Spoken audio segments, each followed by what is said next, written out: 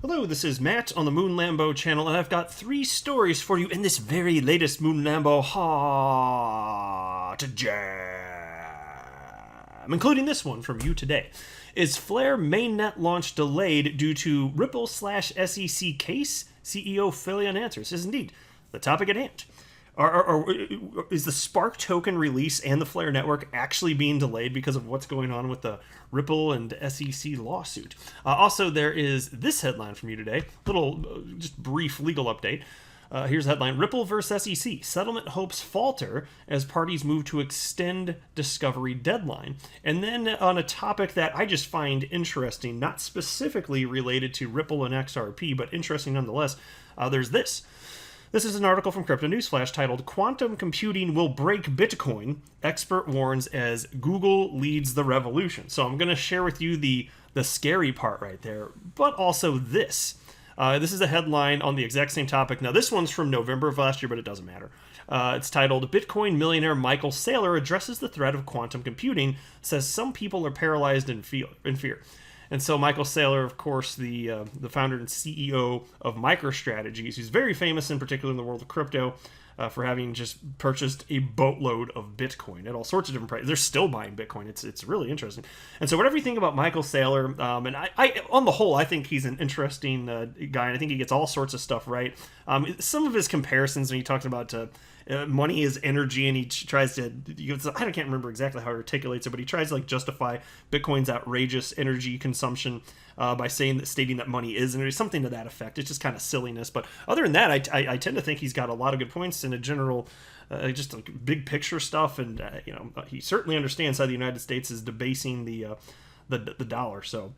There's that, but his perspective on this I found sufficiently interesting, and I think he makes a really strong case for why it's just not worth worrying about quantum computing. So I'll share that for save that for the end of the video. But before going further, I do want to be clear: I don't have a legal or financial background of any kind.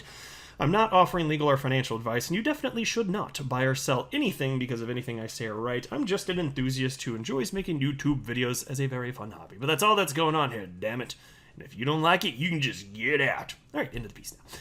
Hugo Fillion, CEO and co-founder of the Flair Networks team, behind the much-anticipated smart contracts platform Flair, clarifies the role of Ripple Inc. in the progress of his product.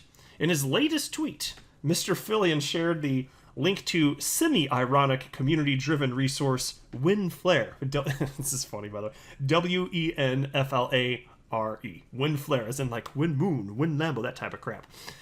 Anyway, piece continues. It describes the most accurate timeline for Flair's mainnet release in one word: soon. And so here's the actual website. If you're looking at your screen, you can see it. It just looks ridiculous. It's got like this kind of like comical kindergarten-y looking font here, whatever the hell it is, which is perfect for the purposes of this.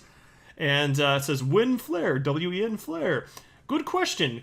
Find out, click below. And then you can click on this. It says Te Win Flair button with random capital letters that shouldn't be capitalized. And so when you click on it, this is what happens. It just starts shaking, and then it spins around and just says soon.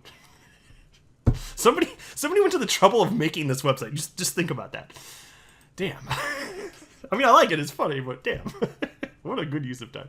Anyway, at the same time, a poisoned anonymous soldier in the XRP army tweeted that the recent delay of a Flair mainnet release was controlled by payment decacorn Ripple. As a result, it is solely Ripple that is in charge of the inception of Flair's mainnet operations. And here's a quote. It happens when Ripple says it happens. I'll tell you what, that's a bold claim out of nowhere.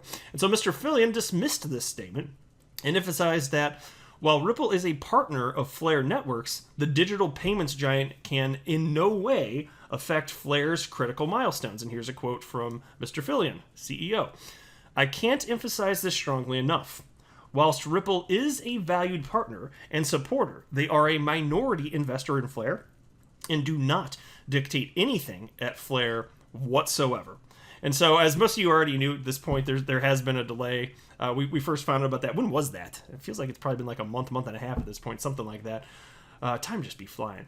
And so it's coming eventually, and I'd rather just have everything, make sure they get all their ducks in a row, sufficiently tested before it ends up getting released. I don't mind. It's not that big of a deal. And when it comes to new software anyway, like, it's so commonplace to have delays like this. So I'm not surprised. It's fine. Not a big deal. Into the next piece now. Ripple vs. SEC. Settlement hopes falter as parties move to extend discovery deadline.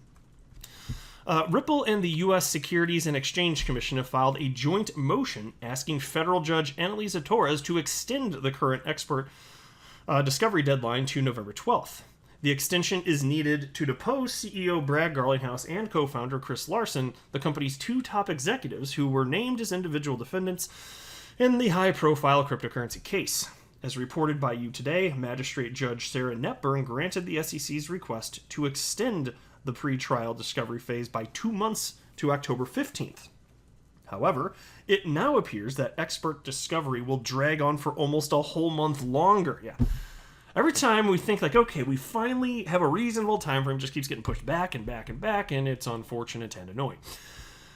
So anyway, Connecticut-based defense lawyer James K. Filan, who closely follows the Ripple case, believes that most recent motion signals that a settlement is not on the table. And here's a quote.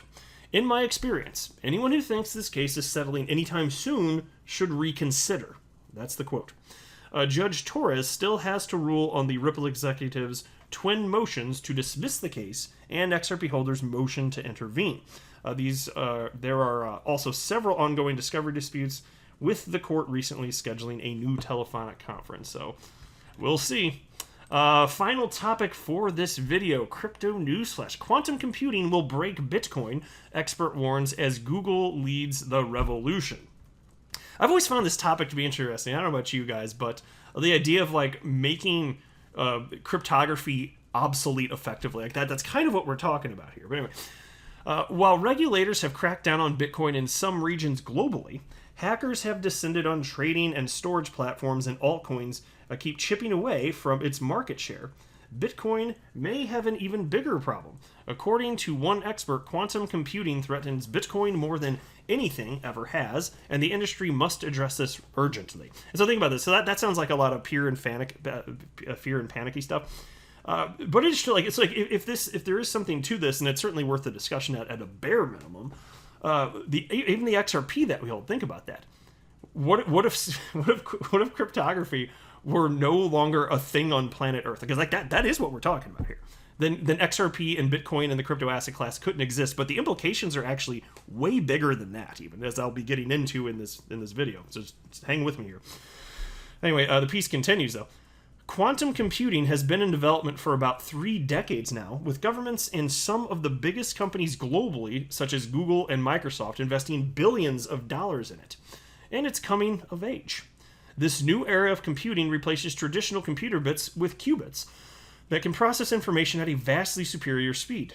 For perspective, researchers claim that within a decade, quantum computers will be fully functional and will be able to break anything from your cell phone's encryption to email addresses and even more worryingly, Bitcoin addresses. So, like, that's why I'll tell you what. At least for me, I'll be as long as I get to my massive payday that I'm hoping for this market cycle with this huge leg up with XRP. You know, I could sit here and be like, okay, this is I'm fine. At least I got something, even if crypto can no longer be a thing. But as you're gonna see in just a minute, we're gonna have much bigger problems than that. We really will. If like these doomsday people are correct about quantum computing and the implications for the impact it's going to have on cryptography, much bigger problems. But anyway, piece continues. David Williams, the founder of quantum encryption company Arkit, I guess I say it, is calling on the cryptocurrency industry to address this urgently or risk the biggest problem yet. David's company is set to list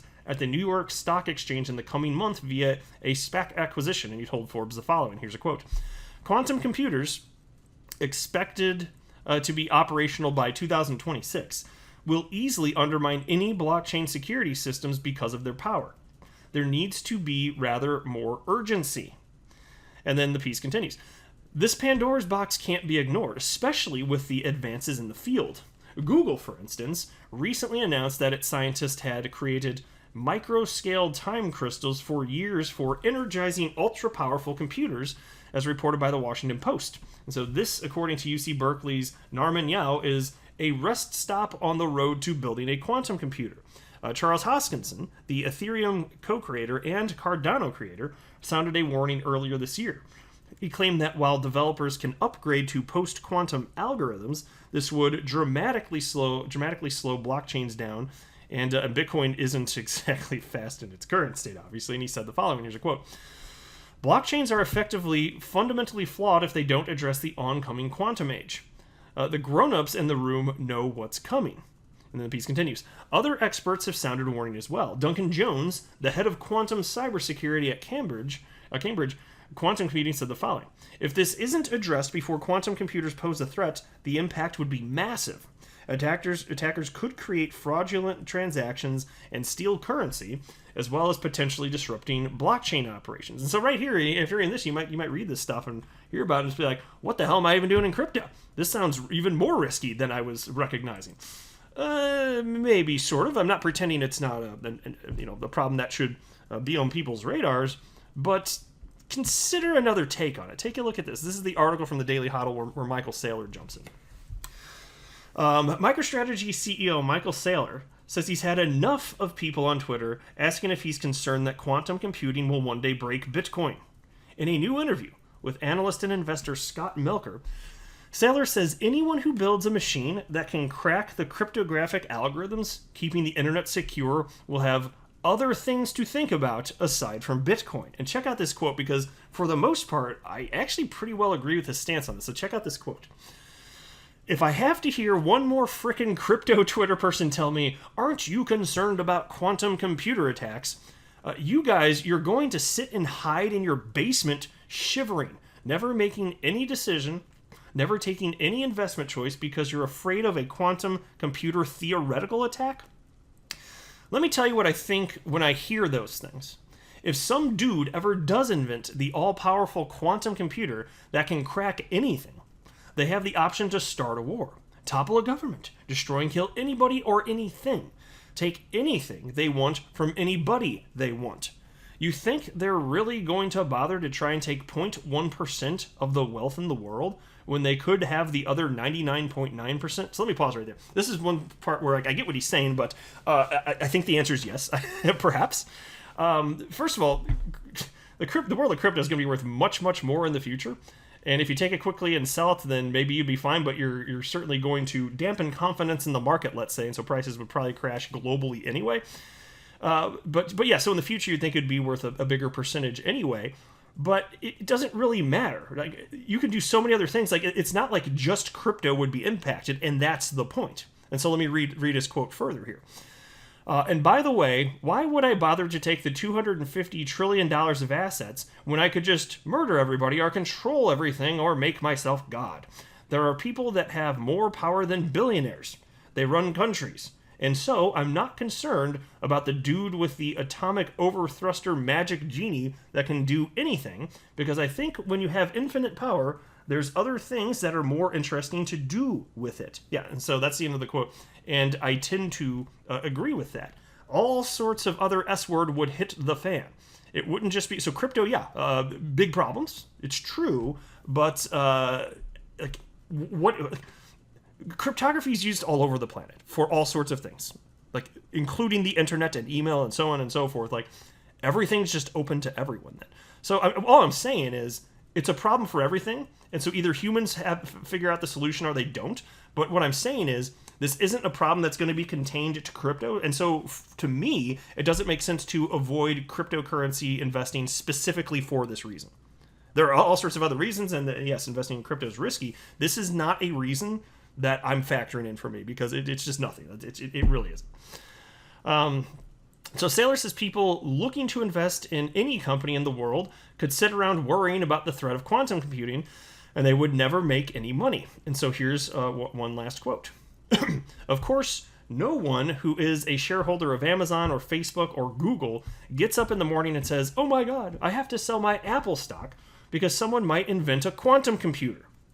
if you had a quantum computer, do you realize you could crash the Facebook network? Do you realize you could hijack the Facebook network? Do you realize you could hijack Donald Trump's Twitter account, which no longer exists, obviously, and declare war on the Russian Empire and launch nuclear missiles? There's a lot of stuff you could do. The bottom line is there are people paralyzed in fear, and then there are others that engage in creative mental gymnastics to conceptualize some snarky comment to keep you from doing some common sense thing. And so there you go. I think that makes all the sense in the world. It doesn't make sense to not engage in criticism, because all aspects of your life are going to fall apart if humans don't solve this. That's what I'm saying. That's exactly what I'm saying here. And I don't think that's what's going to happen. I really don't here. But I'll go ahead and wrap up. I am not a financial advisor. You should not buy or sell anything because of anything that I say or write. That would be a very, very, very bad idea. Until next time, to the moon, Lambo.